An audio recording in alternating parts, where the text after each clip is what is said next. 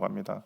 우리 지난주에 말씀 잠깐 생각해 보시면 말씀은 듣는 거에서 끝나는 것이 아니라 행하는 것까지 나아가야 한다고 이야기를 했습니다. 그래서 야고보는 그렇다면 구체적으로 무엇을 행해야 되는가에 대해서 이제 이야기를 하고 있거든요. 그래서 이제 경건이라는 단어를 사용하고 있습니다.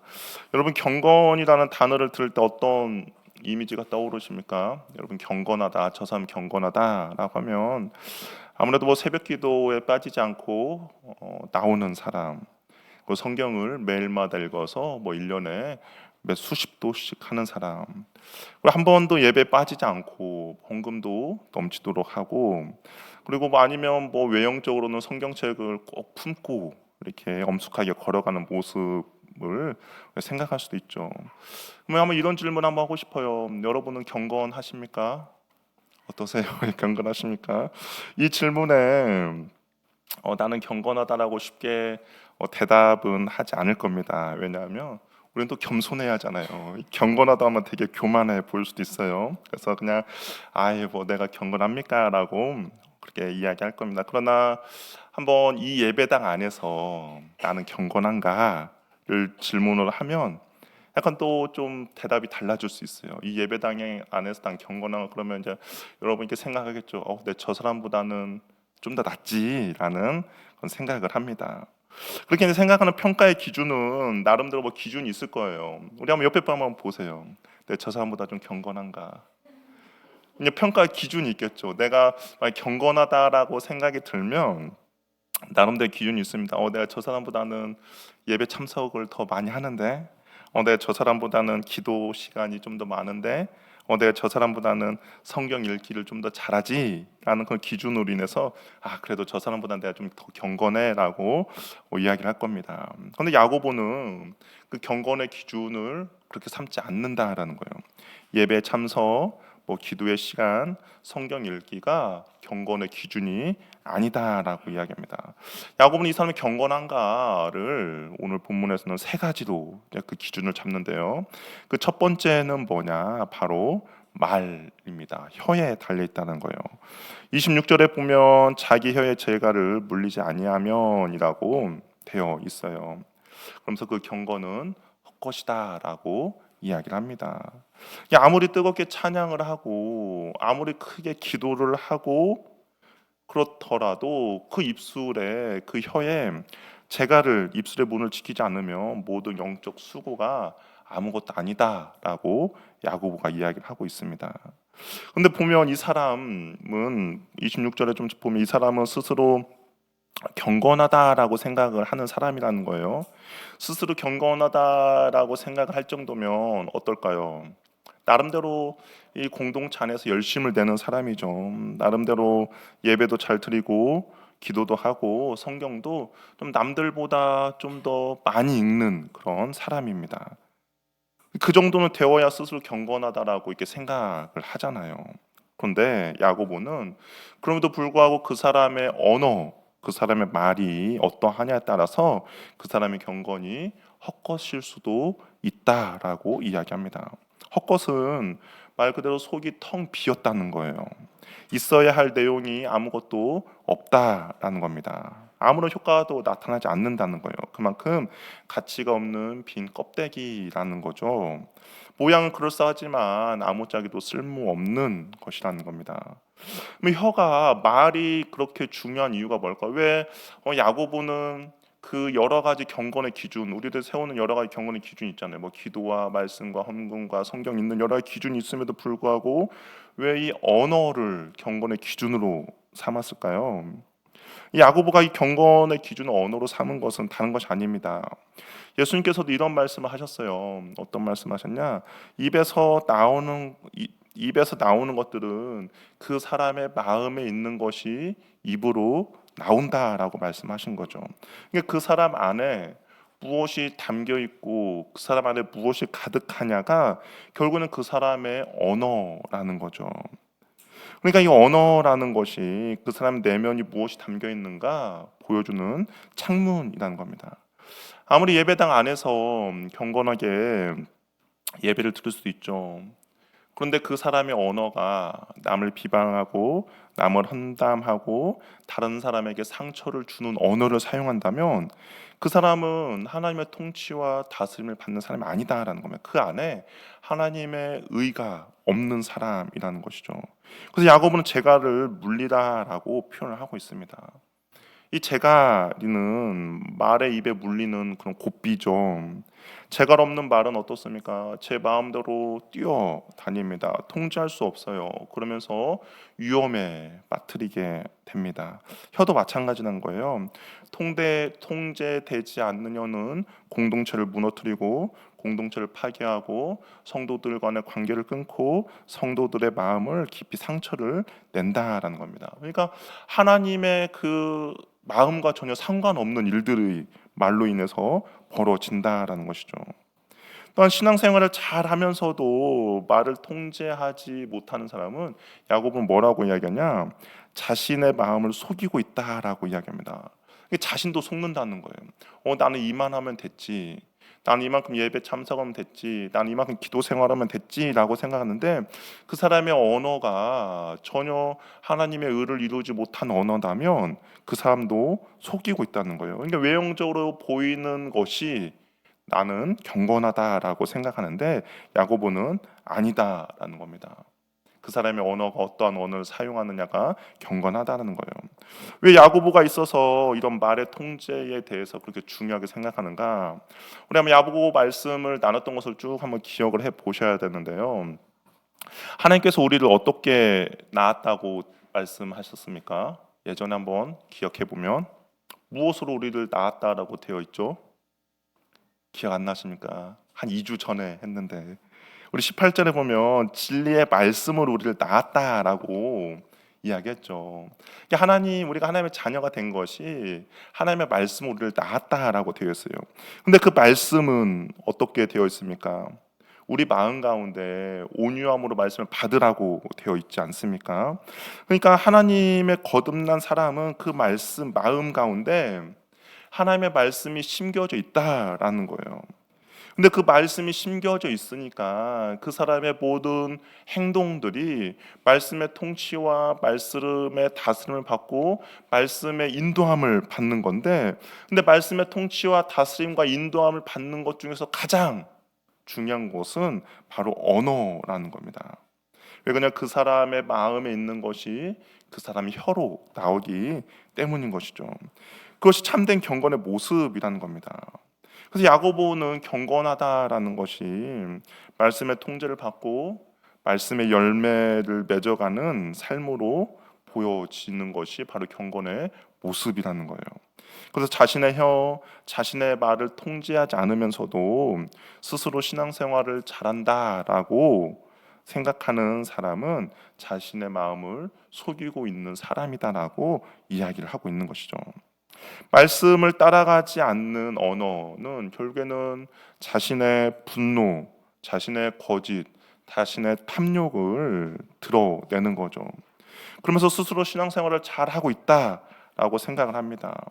그래서 그의 신앙생활에는 아무런 경건의 모습과 경건의 능력 그리고 아무런 효력이 없는 거죠. 아무런 가치가 없게 되어 버립니다.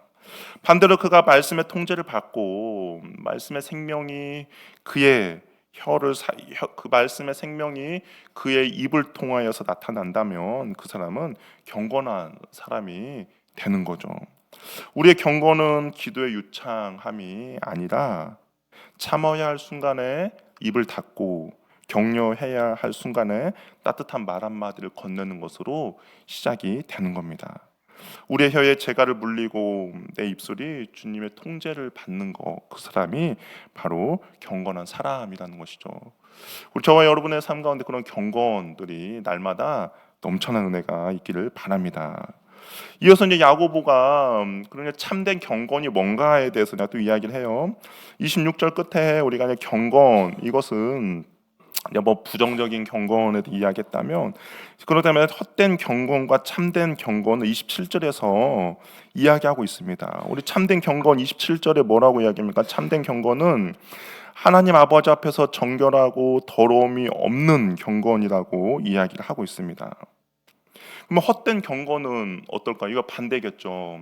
자기의 입술을 잘 제어하지 못하고 입술에 재갈을 물리지 못한 경건은 하나님 아버지 앞에서 더럽고 불결한 것이라고도 이야기할 수 있을 겁니다. 혀에 재갈을 물리지 않는 사람은 하나님 앞에 더럽고 불결한 사람이라고 할 수 있는 것이죠. 그럼 정결하고 더러움이 없는 이 말은 본래 이 구약의 제사 때 사용되는 그런 표현이었는데요. 제사장이 하나님 앞에 나아가야 될 때 갖춰야 할 그런 태도였습니다. 하나님 앞에 제사된 제사장이 함부로 나아갈 수 없죠. 자신의 몸을 깨끗하게 하고 하나님 앞에 나아가야 했습니다. 그러니까 정결하고 더러움이 없는 경건은 하나님이 기뻐 받으실 만한 경건이라는 것을 우리는 알 수 있는 것이죠. 근데 또 보면 경건의 출발이 야고보가 뭐라고 이야기를 하고 있습니까? 하나님 아버지 앞에서라고 이야기했죠. 우리가 아까 나는 경건한가라고 했을 때 우리는 보통 나는 경건한가의 기준을 내 옆에 있는 사람과 비교해서 나는 경건한가라고 생각을 하잖아요. 근데 참된 경건은 사람들과의 비교가 아니라 하나님 아버지 앞에서의 경건이라는 겁니다. 사람들은 내가 주일 예배 드리는 모습, 새벽 기도 때 앉아 있는 모습까지만 보죠. 그러나 하나님 아버지는 내가 집에서, 내가 직장에서, 내가 골방에서 홀로 있을 때의 나의 모습까지 다 본다는 거죠. 혼자 있을 때 사람들에게 하는 언어들, 혼자 있을 때 나의 손과 발이 행동하는 것들을 다 보고 계시는 겁니다. 이게 경건의 출처 기원이 사람이 아니라 하나님께 있다는 거예요. 그래서 나는 경건한가라는 질문 앞에 여러분 주변 사람들과 비교해서 난 그나마 좀 경건하지라고 말하지 마시고 내가 주님 앞에 어떤 행동과 언어와 태도가 부끄럽지 않는가를 먼저 생각해 보면 좋을 것 같습니다. 하나님 아버지 앞에서 정직한 신앙 이것이 참된 경건의 출발이에요. 그러면 하나님 앞에서의 이 경건이 출발이라면 우리는 하나님이 관심을 가지고 있는 거, 하나님이 기뻐하는 거, 하나님이 바라보고 계시는 것이 우리 경건의 출발이 되겠죠.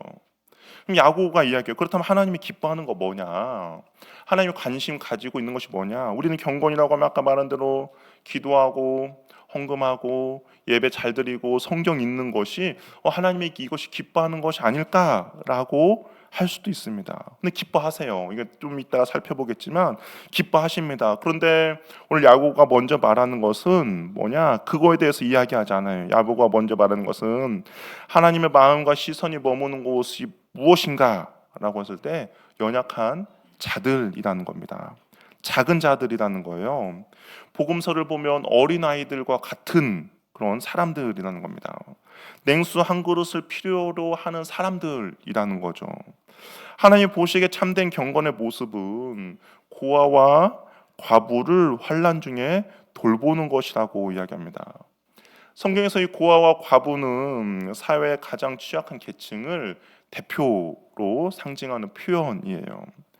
지금도 뭐 고아와 과부로 살아가는 삶은 쉽지 않죠. 그런데 당시 예수님 시대에 이 초대교회 때 더 심했죠.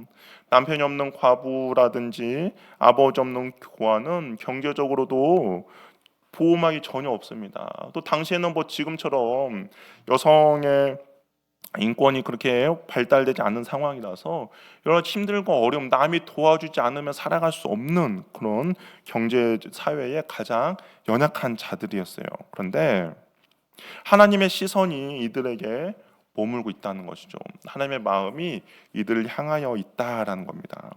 그래서 구약 성경을 보면 선지자들이 이스라엘 백성들 책망할 때가 있습니다. 근데 책망할 때 빠지지 않고 등장하는 그 책망의 그 하나 이유 중에 하나가 무엇이냐면 너희들이 사회의 연약한 자들을 돌보지 않았다는 거예요. 그들을 착취했다라는 거. 그것이 선지자들의 책망의 이유였습니다. 우리 출애굽기 22장 22절 24절 말씀을 한번 읽어보도록 할게요. 하나님이 구약에서 강하게 금하신 죄악 중에 하나인데요. 한번 읽어보도록 하겠습니다. 시작.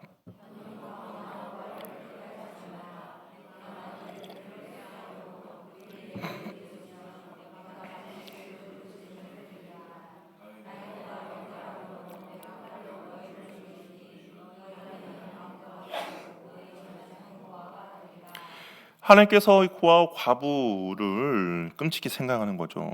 만약에 너가 그들을 해롭게 해서 그들 내가 부르짖으면 내가 그 부르짖음을 듣고 너도 그렇게 되게 할 거야라고 이야기합니다. 이 연약한 자들을 함부로 하지 말라라는 하나님의 마음이 담겨 있는 것이죠. 우리 27절에 이게 돌보다라는 뜻이 있잖아요. 돌보다라는 그 고아와 과부를 그 환난 중에 돌보다라는 뜻은 방문하다, 찾아가 돌보다라는 뜻인데요. 이 방문하다, 찾아가 돌보다라는 의미가 어떤 의미가 있냐면 하나님이 어려움에 처한 자기 백성들, 하나님이 힘들어하고 아파하는 이스라엘 백성들을 찾아오실 때 쓴 단어인 거죠. 그러니까 경건은 높은 곳에서 낮은 곳으로 내려가는 하나님의 성품을 닮은 겁니다. 우리는 종종 나중에 여유가 생기면 돕겠다라고 생각을 해요. 그런데 야고보가 말한 것을 보면 어느 중에라고 이야기합니까? 환난 중에라고요. 나도 힘들어요. 나도 어떤 여건 힘든 상황입니다. 그럼에도 불구하고 그런 환난 중에 고아와 과부를 돌보는 것, 그것이 경건이라고 이야기를 하는 것이죠. 일을 잘 풀리고 상황이 좋고 여유가 있어서 돌보는 것은 비교적 쉬울 수도 있습니다. 그런데 참된 경건은 나도 어렵고 나도 힘들고 나도 하루하루 살아가는 것이 막막함에도 불구하고 하나님의 마음이 내 안에 있기에 하나님의 시선이 내 안에 가득하기에 하나님의 시선으로 내 주변을 둘러보는 겁니다. 혹시 나보다 더 연약한 자가 없는지, 나보다 더 밑에 있는 자가 없는지를 살펴보아서 그를 도와주는 것, 그것이 경건이라는 것이죠. 그러니까 경건의 삶은 내 상황과 형편과 상관없이 도움이 필요한 사람들이 내 주변에 있다면 나보다 더 연약한 사람들을 돕는 것, 그것이 야고보가 말하는 경건이라는 것이죠. 우리에게도 뭐 널리 알려진 외국에는 이제 그 테레사 수녀님이 있다면 우리나라에도 그와 비슷한 분 한 분 계세요. 우리 장기려 박사님에 대한 이야기인데요. 예전에 책을 보다가 이분이 이런 일이 있었더라고요. 이분이 북한에서 내려와서 부산에 이제 살고 있었습니다. 지금 보면 고신대 병원에 이제 시초가 됐는데 이분이 이제 자기 집이 없었어요. 그래서 옥상에 옥탑방에서 그냥 가난하게 지냈습니다. 그러면서 환자가 돈이 없어서 뭐 당시만 해도 뭐 다 가난하잖아요. 근데 돈이 없어서 그냥 끙끙거리면 근데 퇴원할 수 있도록 돈이 없으니까 퇴원 수속이 안 되잖아요. 그러면 저녁에 그 환자한테 가서 병원 뒷문을 이렇게 몰래 열려주어서 도망가라고 했죠. 그럼 병원에서 그냥 난리 나죠. 그러면 이분이 이제 자신의 그런 월급으로 이제 그 사람의 치료비를 대신해 주고요. 영양실조 걸린 사람이 와가지고 약을 좀 처방해달라고 이야기하면 영양실조에 있어서 약이 무슨 소용이 있겠습니까? 그러면 이분이 처방을 써줘요. 어떤 처방을 써주냐? 이 사람한테는 고기가 필요하니까 닭 2마리 값을 내어주라고, 그리고 자신의 월급에서 이제 그 비용을 감안하고 이게 처방을 써줍니다. 세상의 눈으로 보면 어리석죠. 그리고 바보 같은 의사이지만, 근데 하나님이 보시기에는 이분이 정말 경건한 사람이라는 겁니다. 정결하고 더러움이 없는 경건을 실천한 참된 경건의 사람의 모습이라는 것이죠. 그러니까 경건은 말로 하는 것이 아니라 손과 발로 행하는 것이죠. 이제 마지막으로 참된 경건을 야고보는 또 무엇이라 이야기하냐?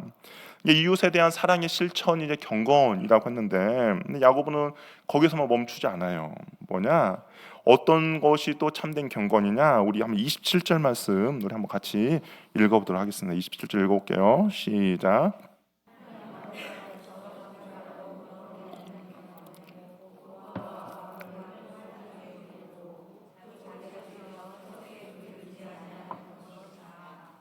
야고보가 말할 때 이 경건이 그냥 외향적인 거, 이게 외적인 그런 나눔, 그런 구제만 한다고 해서 이 사람이 경건이 아니라 또 무엇이냐? 자기 자신을 지키는 것이 경건이다라고 이야기합니다. 자기 자신을 세상에 물들지 않도록 하는 거예요. 세상 속에 살지만 세상의 가치관에 흔들리지 않는 거죠. 그리스도인은 세상 속에서 살지만 세상의 방식에 오염되지 않는 사람들입니다. 이 세상은 하나님을 우선순위에서 밀어내죠. 대신에 그 하나님이 있어야 할 자리에 돈과 명예와 그런 권력을 그 중심에 놓게 됩니다. 당연히 하나님이 점점 밀려나는 것이 세상의 가치관이죠. 돈이 최고의 가치가 돼요. 성공이 인생의 목적이 됩니다. 권력과 지위가 사람의 가치를 판단하고 결정하는 것이 바로 세상 사람들의 가치관이죠. 여러분, 세상 사람들이 그 사람들을 평가하는 기준이 무엇입니까? 여러분들은 만나는 사람을 무엇으로 평가를 하십니까? 그 사람이 어느 곳에 사느냐, 몇 평에 사느냐, 날 만나러 올 때 어떤 차를 타고 왔느냐, 지금 그 사람이 입고 있는 옷과 그 사람이 차고 있는 시계와 그 사람이 소지하고 있는 소지품이 보고 세상 사람은 그 사람의 가치를 판단하죠. 좋은 차를 타고 오면 좋은 집에 살면 이 사람은 VIP가 되는 겁니다. 근데 그렇지 않고 걸어오거나 허름한 옷을 입고 오면 이 사람은 나와 가까이에서는 안 되는 사람이라고 생각을 해요. 그것이 세상의 가치관이라는 것이죠. 최근에 부산에서 어떤 목사님이 그 욕 파문으로 그런 파문을 이룬 적이 있는데, 근데 그것에 보면 그분이 그런 이야기를 했어요. 그 권사님이 우리 교회 VIP인 줄 모르고 너는 그 짓을 했느냐라고 합니다. 그러면 그 목사님의 VIP 기준은 무엇이었을까요? 무엇으로 그 권사님이 VIP가 됐습니까? 정확히 말하지 않지만 우리가 생각할 때는 많은 헌금, 많은 재력, 어떤 지위, 권력이었죠. 근데 교회는 그렇게 해서는 안 된다는 거죠. 야고보가 말하는 거예요. 너가 참된 경건을 이루기 위해서는 너 자신을 지키라는 겁니다. 세속에 물들지 않게 하라는 거예요. 어떻게 보면 경건의 모습도 잃어버렸죠. 여러분들 주변의 사람들을 평가하고 판단하는 기준이 무엇입니까? 세상의 기준으로 그렇게 판단하는 것이 아니라 우리는 예수님의 기준으로 판단해야죠. 예수님이 한 영혼을 얼마나 사랑했는지, 그 한 영혼 때문에 먼 길을 마다하지 않고 복음을 전하러 가는 그 예수님의 모습이 우리가 세속에 물들지 않는 우리의 모습이 되어야 한다라는 겁니다. 그런데 이 세상의 가치관이 어떻습니까? 우리도 나도 모르게 서서히 물들게 돼요. 여러분들 그러지 않습니까? TV를 많이 보고 유튜브를 보면서 우리가 생각하는 것도 저 사람이 어느 직업을 갖고 있느냐, 저 사람이 어떤 차를 타고 있느냐에 따라서 우리의 마음이 달라지죠. 그전에 그렇지 않는 사람에게 대하는 태도와 그 좋은 차와 좋은 집에 살고 있는 사람에 대하는 태도가 나도 모르게 달라집니다. 왜 그렇습니까? 세상의 가치관이 우리들 안에 서서히 들어오기 때문인 것이죠. 옷에 물이 드는 것처럼 세상의 가치관은 서서히 눈치채지 못하게 우리 안으로 스며듭니다. 처음에 이 정도는 괜찮겠지라고 시작하는데 어느 순간 나의 판단의 기준, 우리의 목표, 우리의 대화가 세상의 언어로 가득 차 버리는 것이죠. 이런 생각들 조금씩 우리의 마음을 적시기 시작하면 어느새 나는 하나님 앞에 예배를 드리고 있지만 삶의 기준은 세상과 똑같이 되어 버립니다. 그래서 야고보가 이야기하는 거예요. 경건하기 위해서는 자기 자신을 지키라는 겁니다. 경계를 세우라는 거예요. 이런 것들로부터 나의 마음이 흔들리고 이런 것들로부터 나의 마음이 오염이 되지 말라고 나를 지키라는 것이죠. 그럼 우리가 듣는 거, 보는 것으로 우리 마음을 지켜야 할 것입니다. 세상에 끊임없는 물결이 우리를 덮쳐올 거예요. 파도처럼 끊임없이 밀려올 겁니다. 자칫 잘못하면 그 물결에 휩쓸려서 나도 이리저리 끌려다닐 수밖에 없는 것이죠. 내가 어떻게 세상에 그런 끊임없이 나에게 몰려오는 그 물결에서 나를 지킬 수 있겠습니까? 그리고 과연 어떻게 지킬 수 있을까? 우리 성경을 좀 보면 하나님께서 노아에게 방주를 이렇게 만들라고 했잖아요. 방주를 만들라고 할 때 고페르나무로 방주를 만듭니다. 그런데 무엇을 치라라고 했죠? 역청을 치라라고 했어요. 얌파케 역청을 치라라고 했습니다. 왜 역청을 치라라고 했습니까? 그래야 물이 배에 들어오지, 방주에 들어오지 않아요. 많은 사람들이 교회가 뭘까라고 했을 때 어떤 이미지가 있는데 바로 방주로 이야기를 많이 합니다. 노아의 방주와 모세가 담겨 있었던 갈대 상자, 그런 걸로 이야기를 많이 해요. 그것이 왜 그런 걸로 많이 이미지를 표현할까라고 보면 당시 물 안에 우리의 생명을 보존할 수 있는 유일한 길이 방주뿐이었잖아요. 교회도 이 세상에서 유일하게 구원이 있는 것을 표현한 것이 바로 교회이기 때문입니다. 근데 교회 밖에는 생명을 구할 수 있는 것이 아무것도 없는 거예요. 교회만이 온전히 생명을 보존하는 거죠. 그러면 끊임없이 들이치는 물결로부터 우리 자신을 지키기 위해서 우리도 안팎으로 역청을 치러야 되죠. 세상 물결이 들어오지 못하도록 해야 됩니다. 폭풍이 치더라도 배에 물에 들어오지 않는다면 안전해요. 근데 물이 들어오면 조금씩 물이 들어오면 그 배는 결국엔 침몰하겠죠. 세상이 아무리 무섭게 타락을 해 가더라도 세상 물결이 내게 들어오지만 않는다면 우리는 괜찮습니다. 우리 안팎을 그렇다면 어떤 걸로 우리를 무장해야 됩니까? 하나님의 말씀이죠. 하나님의 말씀으로 우리가 무장을 해야만이, 하나님의 말씀으로 우리의 안팎을 역청을 치러야만이 세상에 어떤 파도가 밀려와도 우리는 하나님의 말씀을 따라서 잘 나아갈 수가 있다라는 겁니다. 아무리 높고 큰 파도가 밀려와도 배 안에 물만 들어오지 않으면 우리는 침몰하지 않죠. 하나님의 말씀의 역청을 우리의 삶 가운데 잘 치러져 있다면 어떠한 역경과 어떠한 세상의 파도가 밀려와도 우리는 잘 지켜낼 수 있죠. 또 말씀으로 우리가 해야 될 것은 내 안을 가득 채워야 한다라는 거예요. 세상의 영향력은 물결처럼만 서서히 스며드는 것이 아니죠. 노골적인 힘으로 우리를 압박합니다. 그렇지 않습니까? 우리가 직장 생활하면서 학교 다니면서 또한 여러 가지 사업을 하면서 보면 여러 가지 세상의 힘으로 우리를 압박해요. 이것을 내가 굴복하지 않으면 어떻게 안 될 것 같은 그런 상황이 펼쳐집니다. 그럼 어떻게 됩니까? 어쩔 수 없이 굴복하게 되고 이끌려갈 수밖에 없죠. 그런데 우리 한번 생각해 보세요. 여기 콜라 캔이 있다라고 한번 생각해 봅시다. 속이 꽉 차 있는 콜라 캔이에요. 뚜껑을 따지 않았어요. 그러면 그 콜라 캔은 손으로 눌러도 어떻게 됩니까? 아무리 눌러도 잘 눌러지지 않죠. 찌그러지지 않습니다. 이유는 그 안에 콜라가 가득 차 있기 때문인 거죠. 그런데 다 마시고 나면 어때요? 다 마시고 난 콜라 캔 어떻습니까? 살짝만 눌러도 찌그러지죠. 안에 아무것도 채워져 있지 않으면 그렇게 약한 힘으로 살짝 눌러도 압력을 받고 찌그러진다라는 겁니다. 동일한 압력을 가하는데 안에 콜라가 있느냐, 콜라가 없느냐에 따라서 그것이 찌그러지느냐, 찌그러지지 않느냐가 결정이 나는 거죠. 외부에서 세상의 논리와 가치관이 아무리 우리를 압박해 와도, 압력을 가해도 내 안에 하나님의 말씀으로 가득 차 있다면 우리는 절대로 찌그러지지 않습니다. 내 안에 하나님의 영으로 가득 채워져 있는 사람은 쉽게 굴복하지 않아요. 근데 왜 쉽게 찌그러지고 타협하고 끌려갑니까? 직장에서 친구들에게 왜 압력에 굴복하며 어찌할 바를 모르고 후회합니까? 내 안에 하나님의 말씀이 없기 때문이죠. 내 안에 하나님의 영이 충만하지 않기 때문에 쉽게 외부의 압력에 쉽게 영향을 받습니다. 그러므로 말씀으로 나를 채우고 말씀으로 나를 채울 때 우리는 어떤 외부의 압력에도 굳건히 그리스도인의 모습을 지켜나갈 수 있는 거죠.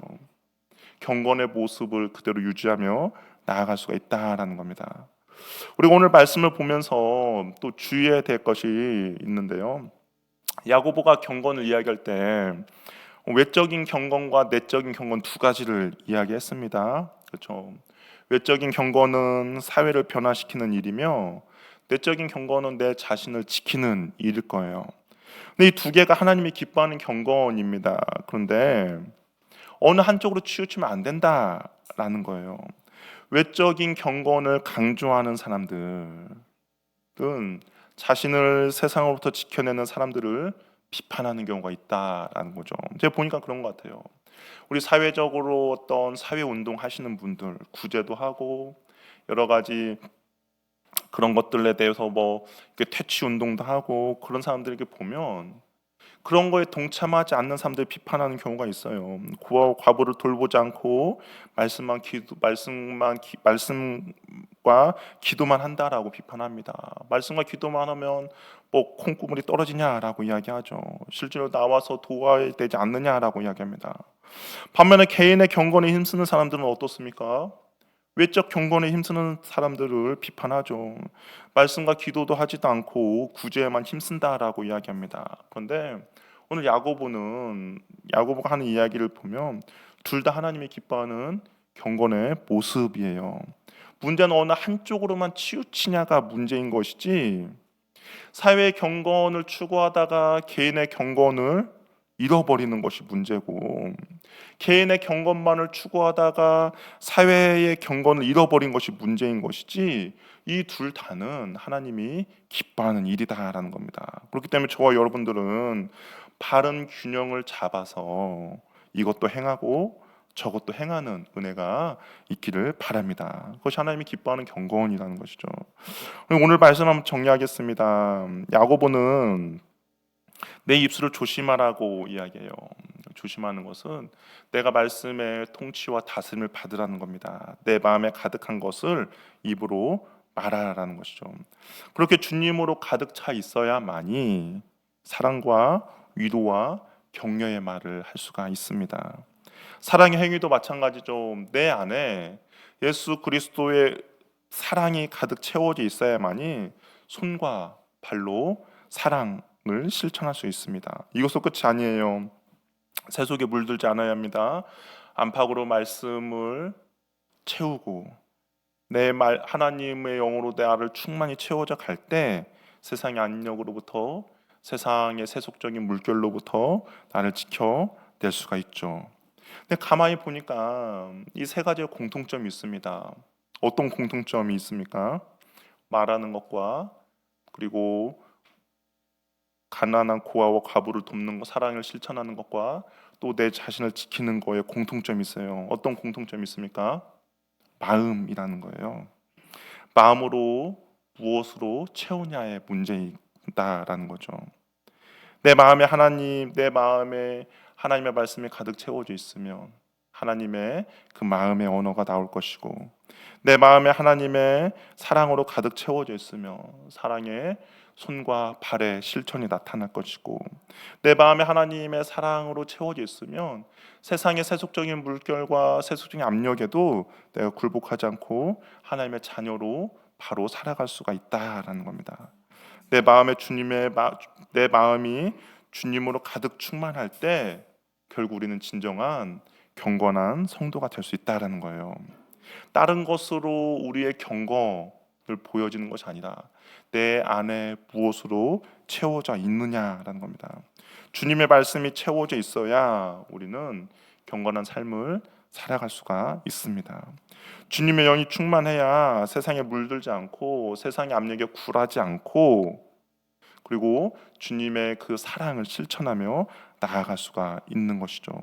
주님의 말씀으로, 주님의 영으로 날마다 채워 가시기를 바랍니다. 경건은 내 힘으로 이루어 가는 것이 아니에요.